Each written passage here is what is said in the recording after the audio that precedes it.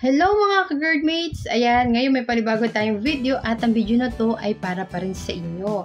Kaya yung mga ka-girlmates, no, pasensya na dahil bihira na lang ako makapag-upload ng video dahil nga sobrang busy ko. Ayan, pero syempre pag mag-upload ako ng video ay para pa rin naman sa inyo to. Para pa rin sa atin na may mga acid reflux, ayan, no, merong GERD, ayan, no. At syempre sa mga nagpapanik pa rin, ayan, sa mga nervyos pa rin, ayan, no, sa mga nagkaka-anxiety pa rin, ayan, para sa inyo pa rin to, yung video na to, ayan. Yun na nga mga ka-girlmates, no, ngayon, marami akong ikikwento sa inyo, at, ayun na, dahil ako ay inatake ako ng acid reflux ko, ayan, no, nung May katapusan, ayan, ng May ng Sunday, yan, inatake ako ng acid reflux ko dahil ako ay nagluto ng spaghetti. Ayan, nagluto ako ng spaghetti kasi para yun sa mga kids ng simbahan. Ayun. Pero syempre, ako yung nagluluto, ako yung tumitikim. Ayan. At nag-iwan din ako ng spaghetti para sa amin ng pamilya ko. Ayan. Kumain ako ng spaghetti ng umaga, no? Tapos kumain din ako ng spaghetti ng tanghali. Tapos kumain din ako ng spaghetti ng hapon. Yun na, nung linggo lang yun. At yun na, doon ko naramdaman na may kakaiba talaga sa tiyan ko. Yun. At naramdaman ko na makabag, no, kinakabag ako, tapos madaming hangin. At yun na nga, nararamdaman ko na maasim. No, may nalalasahan akong maasim. Pero kasi mga ka-girlmates, no, nung may kasagsagan pa talaga ng GERD ko, nararamdaman ko din naman yung mga ganyan simptomas. Pero mas grabe kasi noong 2019 hanggang 2017 hanggang 2019, mas grabe yung nararamdaman ko noon. Pero ito kasi medyo kaya ko na siya, parang okay lang yan, parang kaya kong kontrolin yung nararamdaman ko. Ayan, kasi ayun na nga, kasi nararamdaman ko siya na maasim ang sikmura ko, maasim yung dito ko. Hindi ako natunawan, ibig sabihin, kasi umaakyat siya. Kasi kung natunawan ako, wala na. Pag magdidighay ako, lasang spaghetti. Tapos doon ko na naramdaman na punong-puno yung tiyan ko, punong-puno ng hangin. At yung dito ko, yung dibdib ko, para siyang may kakaiba talaga sa dibdib, nararamdaman ko siya na yung acid, parang gumaganon yung pakiramdam mo. Para siyang umaangat. Parang siyang may tubig na parang umaangat siya, parang umaalon sa loob. Pero pag nararamdaman ko yung parang umaalon, nagpapalpitate ako. Syempre, no, nagpapalpitate ako. Kaya ang ginagawa ko, lakad-lakad ako. Hindi ako uupo kasi pag umupo ako, mas lalo akong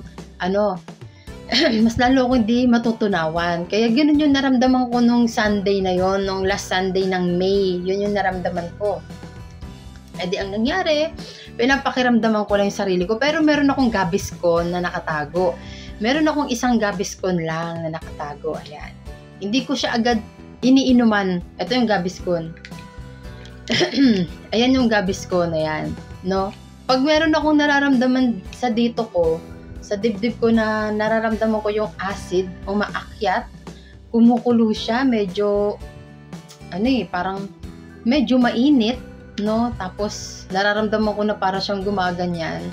Hindi ko muna iniinuman, pinapakiramdaman ko muna yung sarili ko, naglalakad-lakad muna ako, lakad-lakad, yan, kung anong kinakalikot ko. Ayan, para malibang yung isip ko, pero, pag hindi ko na kaya, umiinom na talaga ako, ayan. Jadi, ang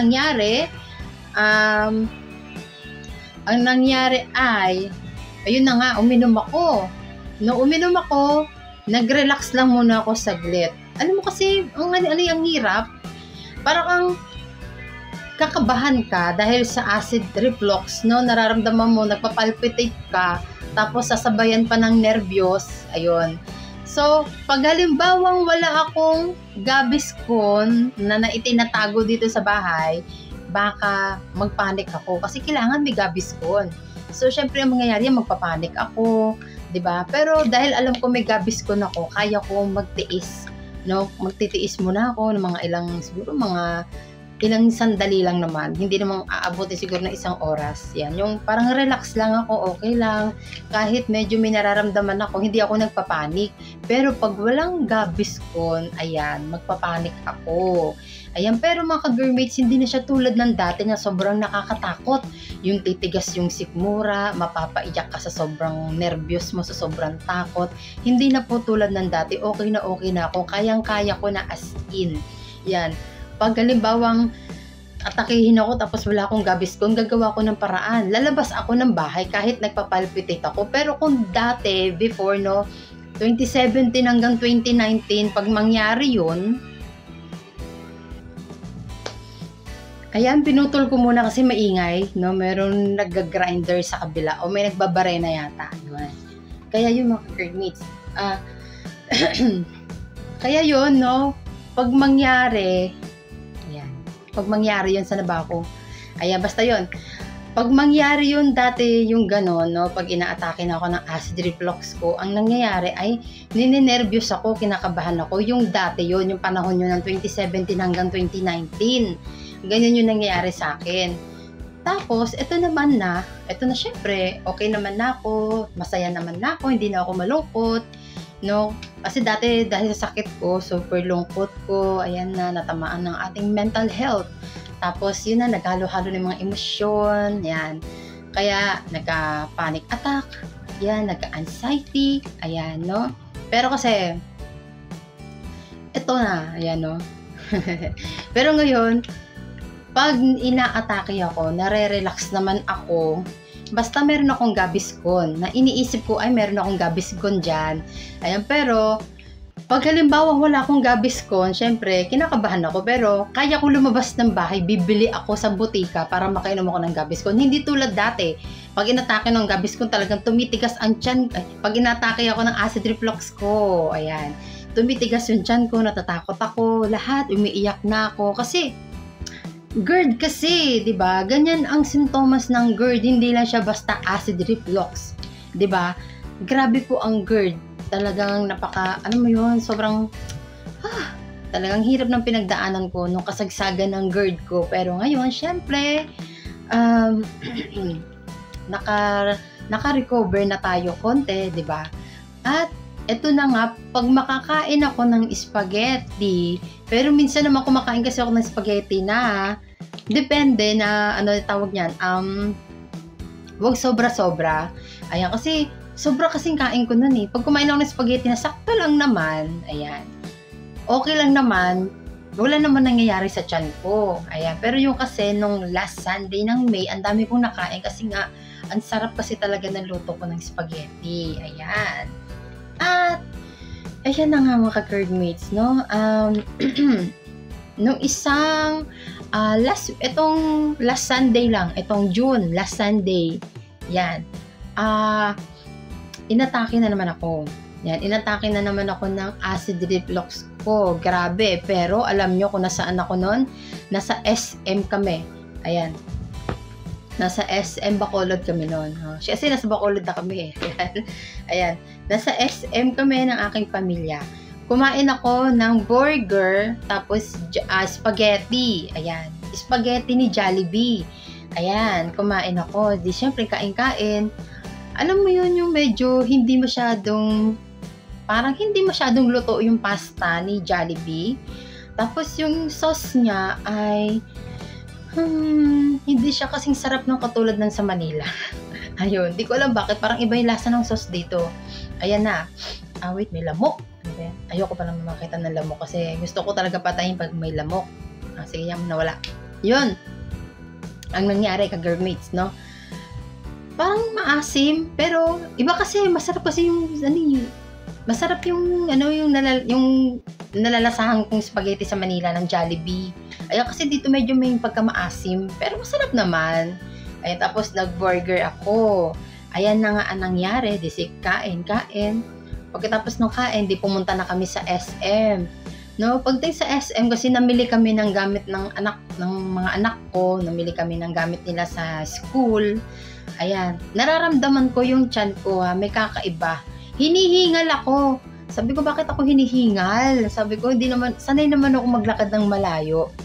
Pero alam ko na kung bakit ako hinihingal. Sabi ko, ano bang nadala ko? Nadala ko ba yung Gaviscon ko? Habang naglalakad ako, no, so, nasa ano kami. Kasi ang SM dito sa Bacolod, dalawang ano yun parang dalawang building tapos may ano siya pa, extension kasi. Dalawa yan, tapos may parang may tulay yan. So, nandito kami sa kabilang building tapos nandito banda, dito banda sa side na to nakapark yung sasakyan namin. So dito merong butika dito, meron din namang butika dito, pero nasa ano kami, nasa taas kami. Ayan, so mahaba-haba ang lalakarin. Habang namimili kami ng anak ko, hindi nakakapag-focus yung utak ko. Ayan, ang iniisip ko, meron ba akong dalang Gaviscon? Kasi alam ko, bago ako umalis nung linggo, magdadala ako ng Gaviscon. Pero ang nailagay ko pala, dalawang Skyflex. So, dapat isang Skyflex, isang Gaviscon. Pero ang nadala ko, dalawang Skyflex. Kaya ang nangyari, sabi ko sa anak ko, eto na yung pera, hawakan ninyo. Bumili kayo ng tama. Kasi meron akong nararamdaman sa tiyan ko. Pupunta kami ni Papa sa butika. Sabi ko, bibili lang akong Gaviscon. So, yun na yung nangyari mga ka-girlmates, no? Nararamdaman ko na, nandito na siya, yung acid ko. Ayan, nandito na yung acid ko habang naglalakad kami. Sabi ko sa asawa ko na, Papa, saan ba may, may butika? Bibili lang ng Gaviscon. Sabi ng asawa ko, di ba binilihan kita ng 3 Gaviscon? Sabi ko, naiwan ko.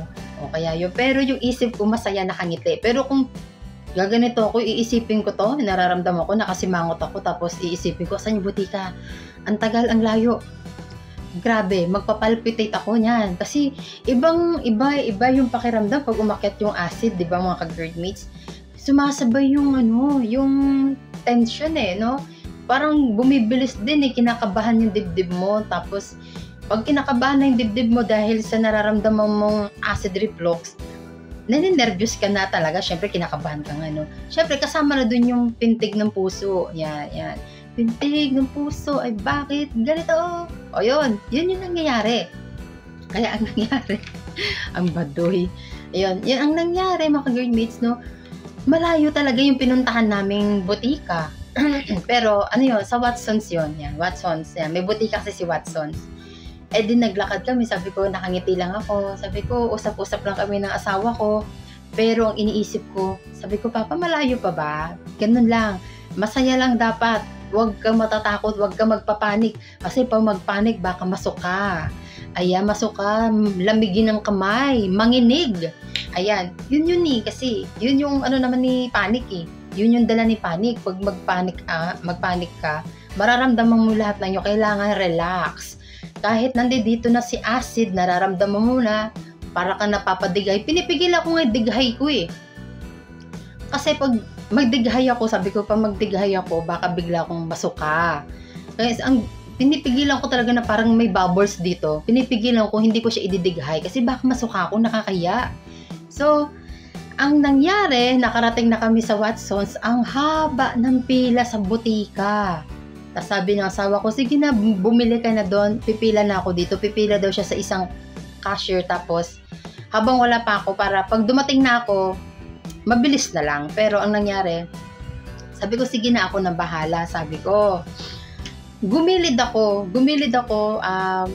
pumunta ako sa may gilid na maraming mga nakapatong na hindi ako makikita ng mga ibang customer.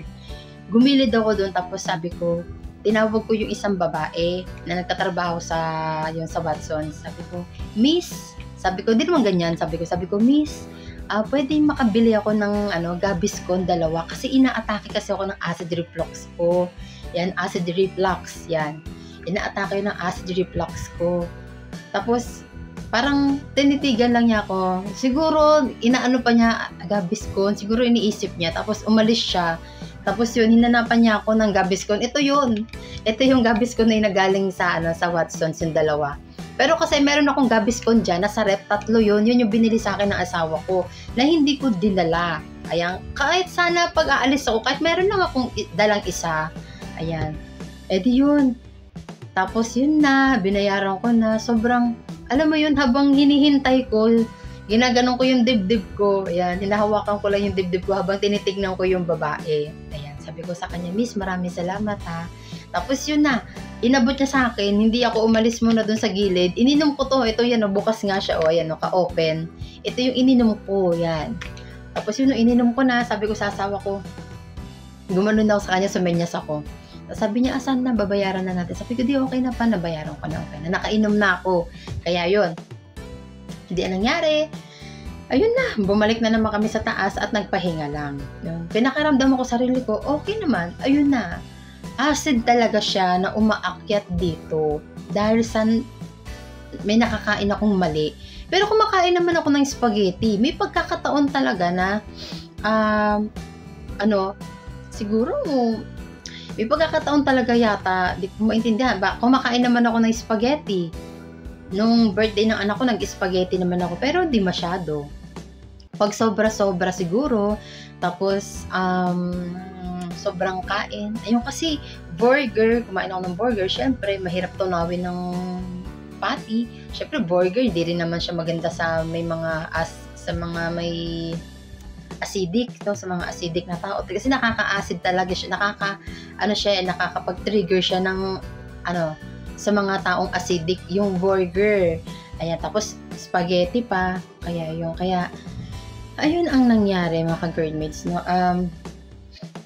Para sa akin, hindi na ako lalabas ng bahay na wala akong dalang Gaviscon. Pero, madalas naman kami kumain sa labas. Yung mga seafoods, ayan, mga inihaw, yung mga barbecue. Okay naman yung pakiramdam ko. Pero yun lang talaga pagkakain ako ng mga ganyang klaseng pagkain. No, syempre, mga hindi na healthy. Ayan, no, yung mga pagkain na, mga junk foods na, no, nakakaramdam ako ng mga ganyan. Tapos, sa mga pagkain na fruit salad, yan, sa fruit salad kasi may gatas siya, halo-halo yung fruits niya, may part doon na maasim, lalo na yung pinya. Ayan, kumakain naman ako noon, basta wag lang sobra, hindi ako inaatake ni acid reflux. Pero pag masobrahan ako, dahil sa sobrang sarap, ayan. Tapos sa Graham, syempre may gatas, may mangga. Ayan, pag sobra, aatakihin talaga. Pero, okay lang. Parang okay na. Parang alam ko na yan. Okay na yan. Gaviscon lang yan. No? Parang ganun lang. Pero, kung dati, no, 2017 hanggang 2019, talagang duwag na duwag, takot na takot, palpitations, ayan, panic attack, ayan, kasi nababali sa akin, no, nagkaka-anxiety attack ka. So, naghalo-halo na silang lahat. Ang sakit mo lang naman, GERD pero dahil sa sobrang takot mo sa sintomas na nararamdaman mo na nag-heartburn ka, no, ang init ng pakiramdam, tapos nag-acid reflux ka, nagpapalpitate ka, nahihirapan ka huminga, so sasabayan pa ni nervyos, mas lalo kang mahihirapan huminga. Tapos yung tiyan mo parang antigas-tigas, doon na so nagkasama-sama na, kaya pag ganun na inaatake ka na, syempre, no, nababalisa ka, no, anxiety, ayan, pag-aalala sa sitwasyon, pagkatapos nagpapanik, ninenervyos, so ayun na, so naghalo-halo na. Pero ngayon, okay na, alam ko na, kaya ko na. So, Gaviscon lang, iwas lang sa mga bawal talaga. Pwede naman kumain ng bawal, pero wag sobra. Kasi, pag masobra, ang hirap tunawin. Ang hirap tunawin sa tiyan, tapos yun na ang mangyayari. Diba? Kaya, ay... Kaya yun. So, ipapakita ko sa inyo yung ibang Gaviscon ko na binili sa akin ng asawa ko. Ito na. Ayan. Ito mga ka-girlmates, yung dala ko ay ang aking, ang aking Gaviscon na 3. Ayan. Yan yun. Ayan. Kung mapapansin ninyo, no, sa logo niya, yung logo ng Gaviscon, no, yung sa dibdib niya, may apoy. So, parang yan yung nararamdaman ko eh. Masyado. Ayan o. Ito yun naman yung binili ko. Dalawa kasi yan eh. Ito yung, siya. Double action siya. So, mas mas mabilis siguro siya umepek. Parang ganon.